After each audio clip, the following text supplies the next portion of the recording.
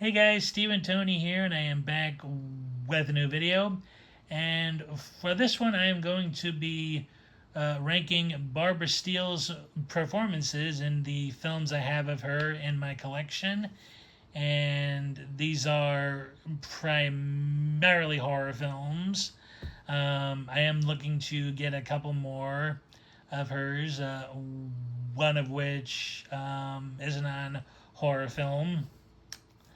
At first, I wasn't too keen on seeing her films because I thought like they were just like hokey as I first read of them back in high school.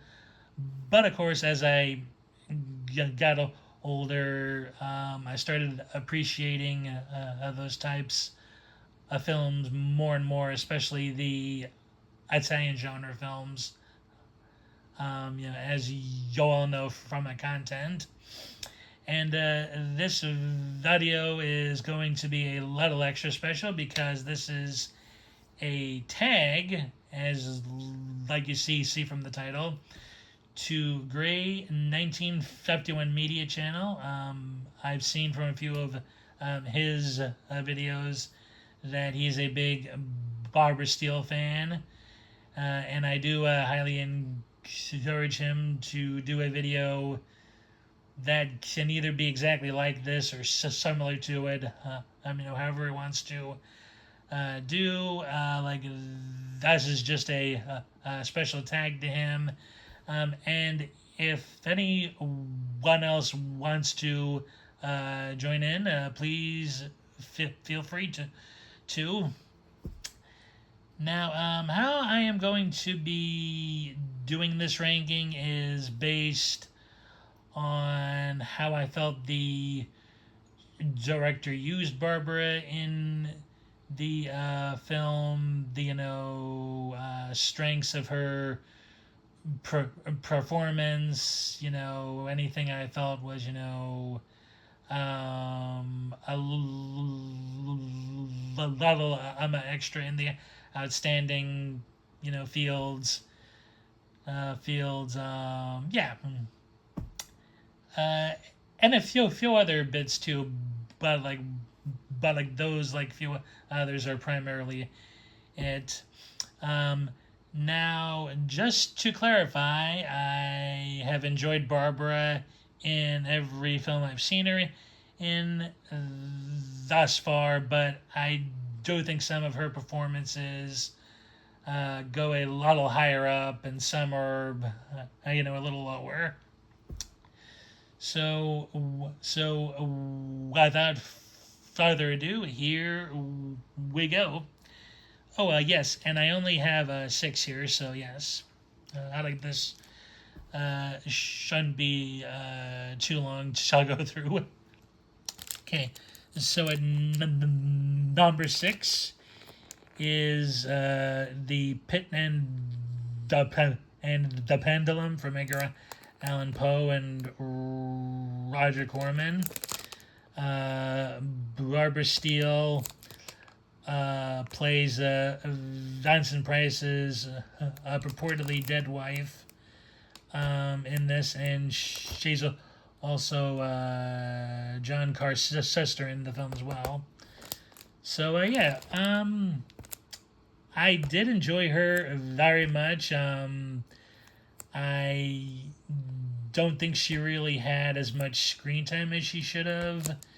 Like, maybe there should have been some flashbacks, or maybe they should have maybe made some hints to what was purportedly happening, because like all we get honestly about her is from Price's recollections, the recollections of his daughter, and a few of the other servants and friends. So we only really have hearsay. I'd like, not that it's a bad performance, and that there wasn't a sort of discrepant see like and what where being led to think happened. I would have just loved to have seen, maybe just a hint more of Steele, like maybe a flashback, of what Price is saying, his life with her like was like, maybe something else later on as well. I noticed what somebody else thought of her, character, but I'm like, what we have is still good. I just wish it like had been expanded upon. I don't really want to give too much away because there's a really good twist. I like two twists. So yeah. So yes, and I actually found it weird show wasn't used more because this came after Black Sunday, aka a Mask of the Demons. So she like was kind of like riding high when she was casted in this flick. So yes, so yeah, at number 6, that is The Pit and the Pendulum. Okay, and at number 5 is The Horrible Dr. Hitchcock, aka The Horrible Secret of Dr. Hitchcock. I really enjoyed Steele in this one. She actually got to play the heroine for a change. Usually, she's either an outright villain, or her character is very ambiguous to like her intent, to her intentions for a good chunk of the film.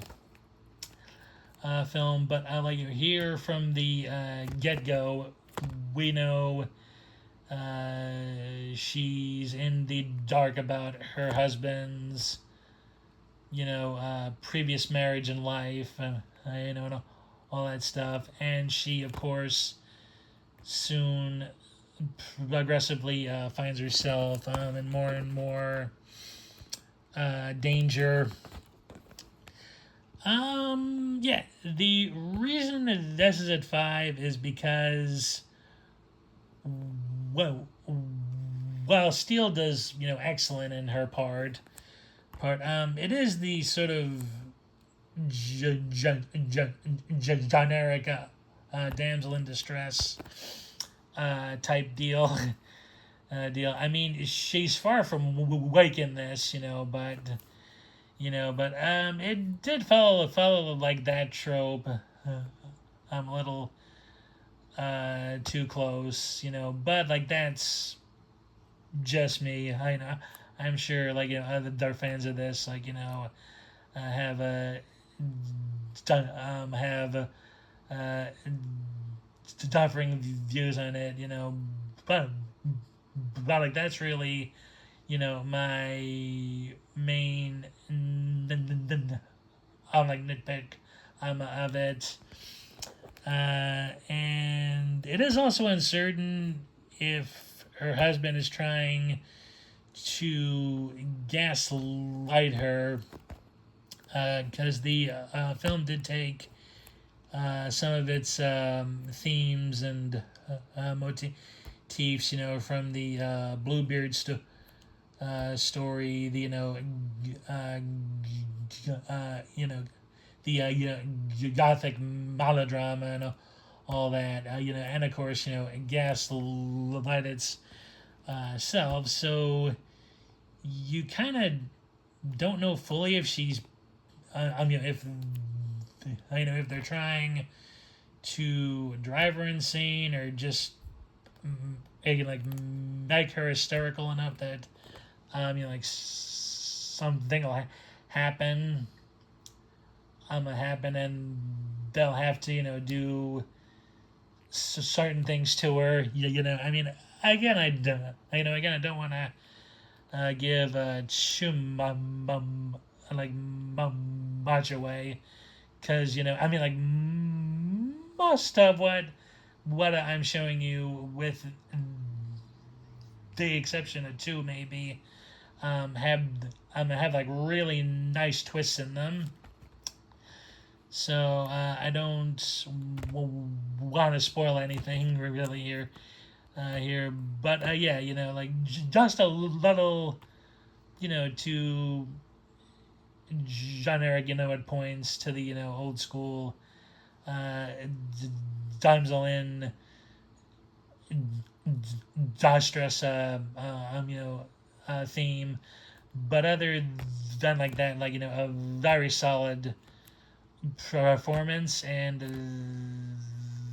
the, that is why it's a number 5. Okay, and number 4 is An Angel for Satan. And yeah, I like this, is Steele at one of her finest moments. And it was also her her last ever film in Italy. Italy, and of course she plays a young lady who comes back home to her father's castle, and all of these weird things start happening in her village. Stuff's getting set on fire. People who were once friendly to each other are now kind of bickering, and they're purportedly blaming it on Steele's character's one ancestor, whom she bears a very striking resemblance to. And yeah, Steele in this gives a very impactful performance. The scenes where she seems to be possessed are very well done. She easily goes from the innocent looking young lady to the bewitching, seductive she devil with incredible ease. He's the director and co-screenwriter Carmelo Mastroianni did very well with her character, and he guided her greatly throughout this, and she just does an excellent job. Yeah, and and like yeah, like not all is truly what it seems, and you start to wonder, like is she really possessed? Like something else entirely going on here. And yeah, just really good red herrings in this. And again, another solid twist. And there's even some lesbian subtext in one scene where Steele is looking like she's being possessed, and something occurs with the maid.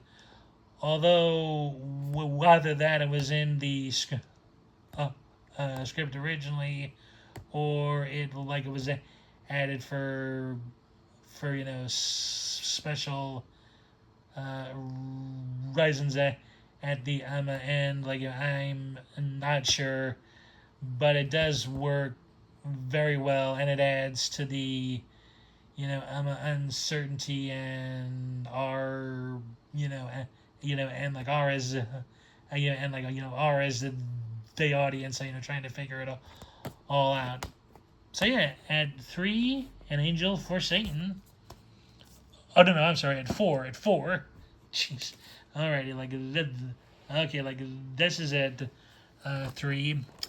Uh, Castle of Blood, aka Danza Macabre. I just watched this recently for Halloween, and I really enjoyed it. Yeah, like certain elements, like and plot pacing are a little iffy, but otherwise, it's a fine atmosphere. Fear, good plot, good characters, and a good like backstory as well to why what's why what's happening is have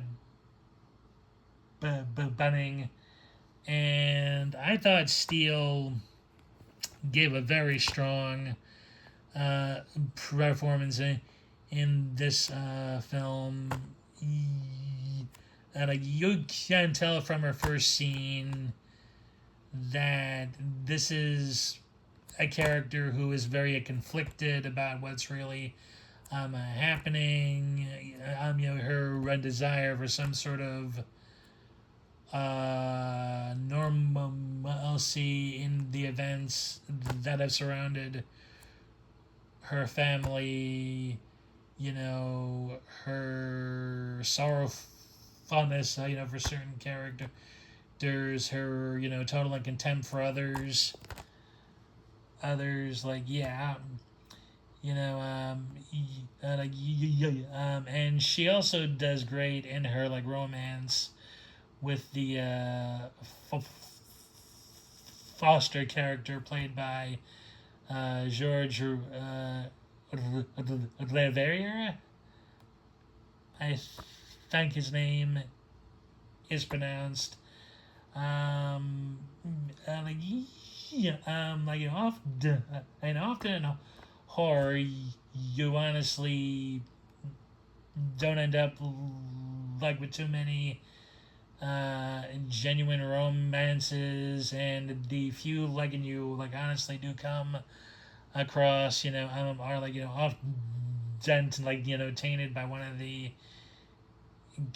characters circumstances, and you do feel it here as well, but it sort of feels different uh, from what you normally like see in gothic horror, especially the hammer ones and the Italian ones. I like ones. I did feel like there should have been like one or two extra scenes of Steele in the film, because there was never a mention of how her character met like with her fate, or like maybe or maybe it was shown in a scene, and I just, and I somehow missed it all, although I honestly don't think I did, but yeah, I like, but yeah, like that's the only like real nitpick I have, and the the and the emotion she gives in the scenes where she where she heads through like horror and panic are really good. I was like really feeling it when she did those moments.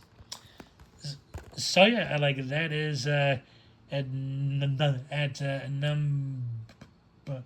number three, Castle of Blood, aka Danza Macabre. Okay, and at number two, we have The Long Hair of Death. Oh yeah, and I should like also mention that that these two were directed by Antonio Margheriti. Like this came first, and this came second. So yeah, I was very surprised by this film.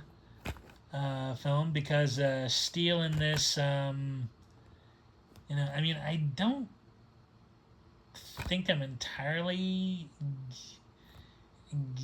like giving this away. It's not really a spoiler, or it might be a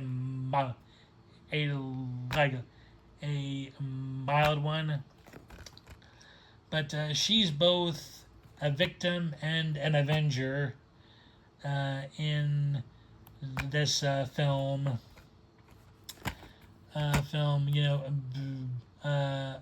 Basically, she like her character anyway, like finds information that exonerates her mother of a charge of witchcraft, but unfortunately she's too late to save her.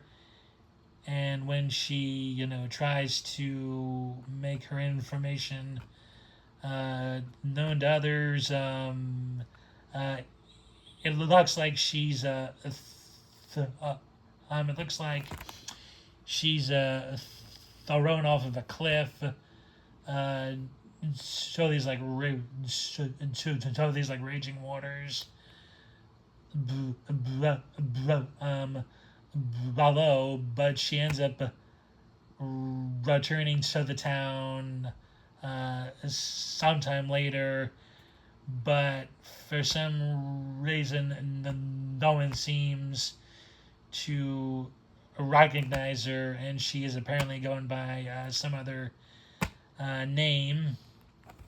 Yeah, really, really excellent performance by Steele. She isn't as energetic in the second half of the movie as she has been in as she like has been in most other of the performances I've mentioned, but she is still good. She plays it very well on a subtle level. She is just waiting and watching for her moments in scenes, and she does it so well, so well, and you're constantly wondering what her game is. Is she planning on doing what she wanted to you're gonna do previously prior to disappearing. Yeah, yeah, I was having a lot of fun trying to figure her out and out here, and the payoff worked really well. I sort of had an idea, but I wanted to make sure I was right. Right, on it. And if you haven't seen it yet, the payoff is very worth it. Highly recommend. Not only Steele's performance in the film, but also just the like film itself. Like it's really good. Good. Like this is the uh, out of print Idiot Films edition. I think the Raro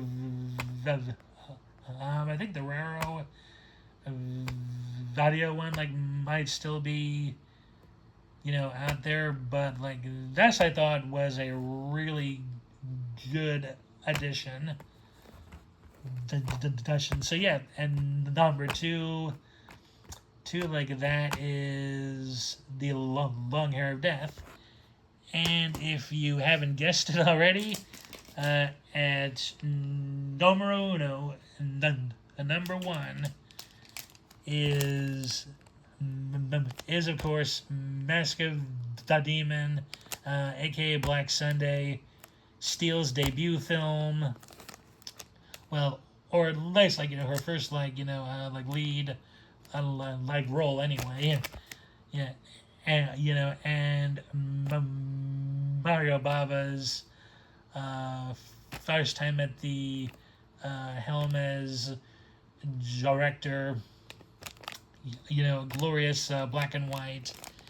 And Steele actually plays two characters in this, as we all know, she plays a witch who in the Middle Ages has a mask hammered onto her face,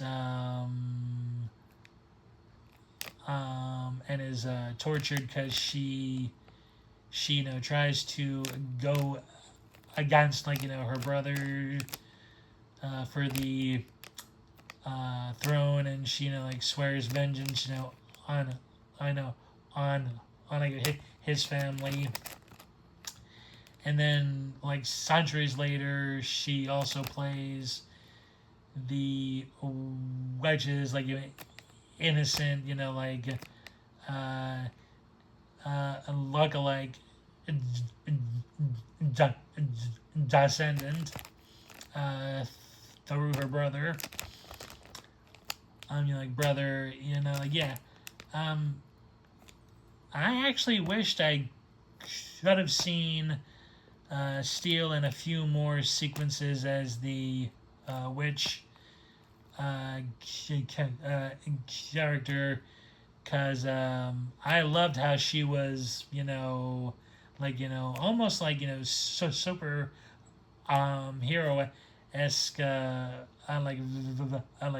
villainous. She just gave it all in that character. And I loved her in those scenes way had her as that character.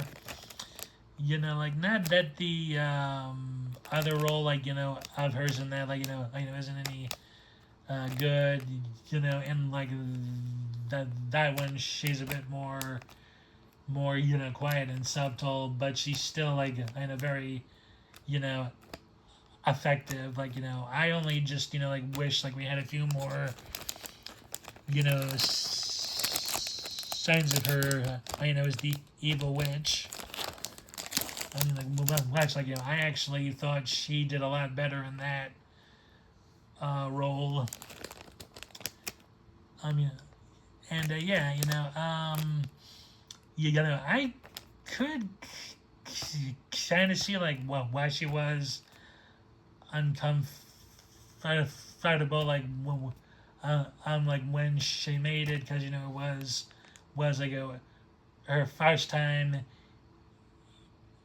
in a foreign land making a film. She didn't have a good grasp of Italian at the time, and she did very graciously admit that a lot of it was on her, because she was constantly misunderstanding Baba. And I thought thought, like that was, like ladylike of her. Uh, yeah, like of her to,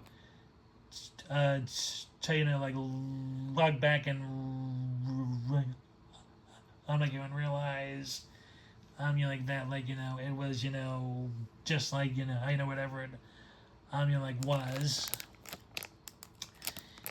but the career she had, yeah, like, had, like, after this film, like, film was really was, like, really interesting, Bava, like, really set the bar at a good, spot for her, and I was also glad to, say, to, like, hear her say she had wished she worked with, him more, um, like, more, especially, like, after having gotten, like, like, her, like, like, groove in for, how the, cinema in Italy worked, like, like, worked, but, like, but I mean, like, even, well, but, like, even with, like, all that, she is just, stellar in this. Like, you, like, would never know, like, know that up, but until, like, I like that up until, like, this, film, she mainly worked, like, in, like, bit parts, and does an extra, like, I mean, like, she really did honestly seem like she was born to be, like, in these types of films, like, she didn't miss a beat, like, and I know it's a combo of, like, her performance, and Bava's direction and and cinematography, but she just felt, so on point, through this, throughout, like, just really excellent, like, and to juggle, two separate characters, like, is amazing, like, for, her first, like, really big role too. So yes, like, that is so yes, the number one, Black Sunday. Okay, and that'll, do it. I'd like to, thank everyone for watching. Uh, if you enjoyed this, like, video, please, please, give it a like. And if you, haven't, like, done so already and want, to, please click that bell. Like, please click that bell notification button, if you'd like to subscribe and see more content like this. And, please, leave a, comment below. Like, what is your, favorite, Barbara Steele, horror film and performance? Have you seen any of these films? Which did you like? Which, didn't you like, as much? Uh, yeah. Just, let, like, I know your thoughts, like, there. And, again, thanks, very much for watching. I hope you all enjoyed, and I'll see you in the next one. Take care. Bye.